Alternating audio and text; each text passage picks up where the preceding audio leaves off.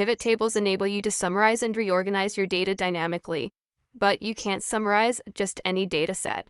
In most cases, your data needs to be laid out as a data list. So then the question becomes, what do I mean by a data list? In this case, a data list is something that you might think of as a table with distinct columns of data, and each one of those columns having a header. In this data list, my column headers are year, quarter, month, company, and revenue. And then within the list, we have a series of rows, each of which contains a value for each of those headers. In the first row, for example, we have the year 2009, quarter 1, month of January. The company is firm A, and then we have the revenue for that month. To be able to use the data inside of a pivot table, you need to make sure there are no blank rows. So if I scroll down in this list, you'll see that from A1 to E49 that there are no blank rows. It's okay to have blank cells. They'll just be included in the pivot table as blanks. Rather than leave your data as a data list, in Excel 2007 and now in Excel 2010, you can create what are called Excel tables. And Excel tables allow you to do a lot more with your data than you could with just a normal data list.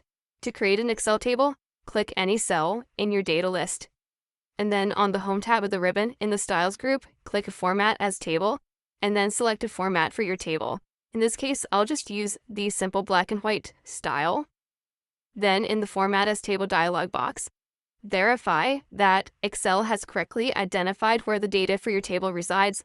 In this case, it is A1 through E49, and then Excel has detected that your table has headers. Those are the year, quarter, month, company, and revenue values in A1 through E1. So everything looks correct, and I can click OK. Excel tables are the best source for pivot table data because Excel refers to the table as a whole, regardless of how many rows it contains, and not just a specific group of cells that you might have to change later. I'll cover the differences between Excel tables and data lists as sources in the movie entitled Updating and Refreshing Pivot Table Data Sources, which you can find later in this chapter. If you do use a data source that's not an Excel table, make sure that the column headers are formatted differently than the data. In the data list that I used here to create this table, the values year, quarter, month, company, and revenue were all centered and displayed in bold text. While we're here, I'd like to show you a few Excel table features. Those are the total row and filtering. So let's say, for example, that I wanted to filter this table so that it only displayed results for the month of January. To do that, you click the Month Columns Filter arrow, and then select the values that you want to display. In this case, I want to display just results for the month of January. So to do that, I will clear the Select All checkbox, which clears all of the checkboxes, meaning no values would be displayed if I were to apply this filter. Then I'll scroll down, check the box for January, and click OK. When I do, the table displays only the values for January. To remove the filter, I can click the filter arrow again and click Clear Filter from Month. You can also add what's called a total row. If I scroll down to the bottom of the table, and I'll do that using my mouse's scroll wheel, you'll see that the data just ends in row 49.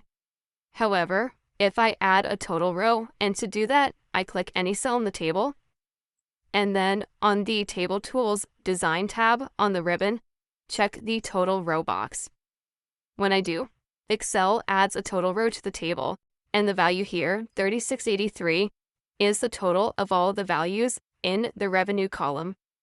And if you want to use a different summary operation, you can click any cell that contains a total, click the down arrow that appears, and you can select any one of these other functions. So for example, if I wanted to change the summary to average, then Excel will create a new formula, finding the average of all the values in that column.